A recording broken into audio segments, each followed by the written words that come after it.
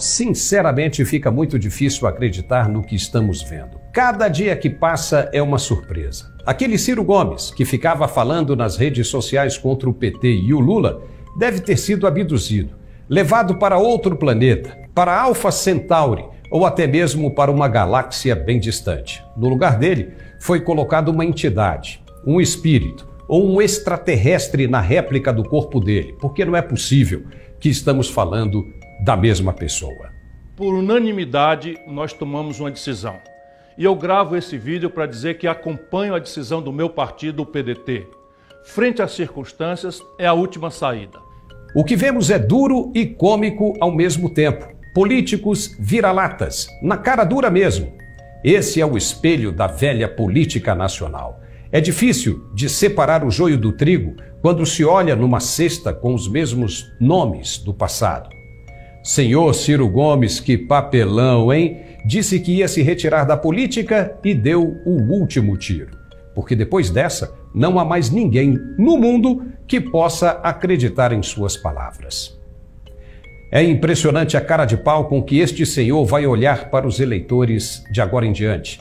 Um sujeito que parecia estar renascendo das cinzas, convencendo o mundo de que não fazia mais parte das tramóias da política brasileira, chegou a colocar o dedo, sem receio algum, na cara dos culpados. O Lula virou um chefe de quadrilha. O Lulinha, filho do Lula, era administrador de um zoológico em São Paulo. De repente, transações milionárias com a Telemar. Meu irmão, eu estava lá, você lembrou? Vou repetir, eu estava lá. Eu vi o Lula se corrompendo. O que é isso? Se o Lula é o chefe da quadrilha dos ladrões, como ele mesmo disse, então esse senhor Ciro Gomes é o que agora, ao se juntar ao Ali Babá?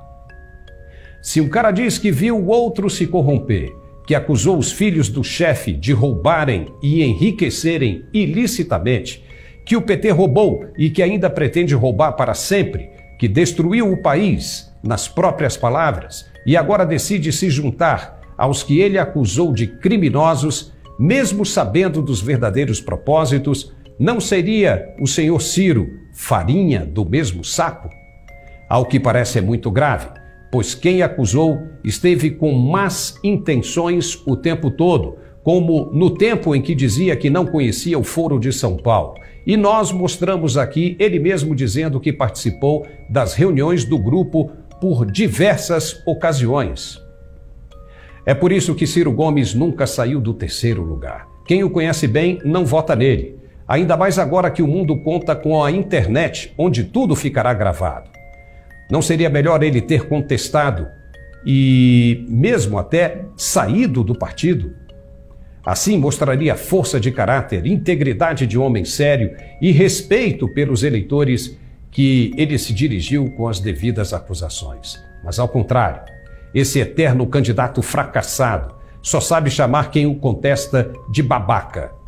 E talvez alguns brasileiros sejam mesmo babacas por acreditarem que esse pudesse ser algum dia a terceira via.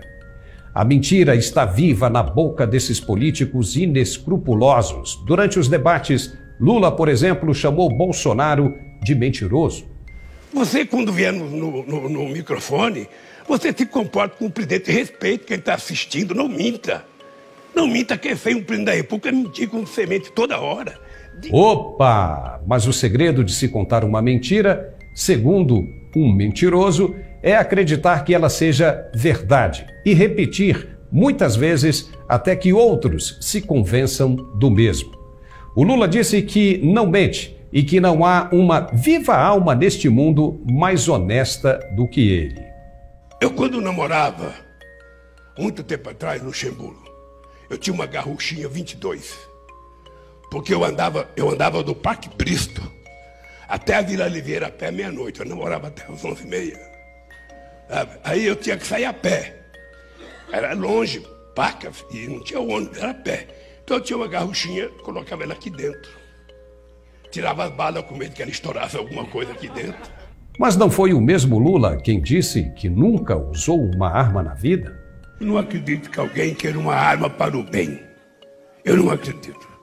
Eu tenho 76 anos, nunca tive interesse em ter uma arma.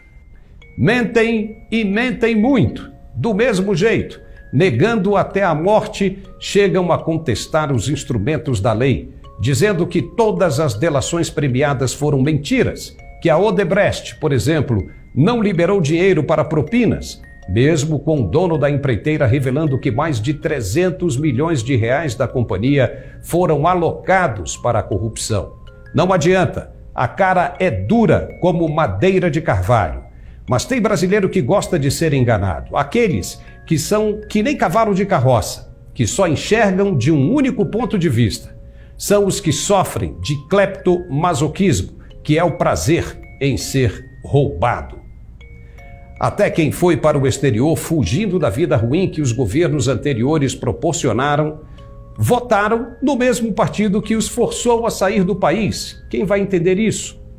São palavras que talvez desagradem, mas aqui nós só falamos de provas e não conjecturas. Se o atual presidente tivesse algo negativo para mostrar, nós estaríamos aqui para bater na cabeça dele também. Mas ao contrário, temos números que comprovam o crescimento da economia, da redução dos crimes violentos e do Auxílio Brasil, que pode acabar com a fome dos mais necessitados. Genocídio, Marielle, milícia, onde estão as provas?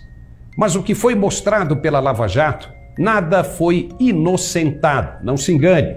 E ninguém disse que as provas eram falsas. Agora só mais uma pergunta. Lula já foi presidente deste país? Porque ele fala como se nunca tivesse sido. Em reunião com os franciscanos, disse que a educação vai ser prioridade máxima no país. E a educação vai voltar a ser prioridade zero nesse país. Ou seja, nós vamos cuidar da educação, porque é a partir da educação que a gente vai transformar o povo brasileiro. Uou! Mas ele já esteve eleito por 2 vezes e a Dilma 1 vez e meia. Foram 14 anos no poder. E por que não fizeram para a educação o que estão prometendo hoje? Depois de 14 anos, por que não fizeram? Quando Fernando Haddad deixou o Ministério da Educação, o brasileiro sabia ler, mas não conseguia interpretar um texto. Um desastre da educação. Existe um ditado que diz o seguinte: quem nasce para lagartixa nunca chega a jacaré. Pense de que lado você está. Muito obrigado e até a próxima. Uai, seu app de vídeos curtos.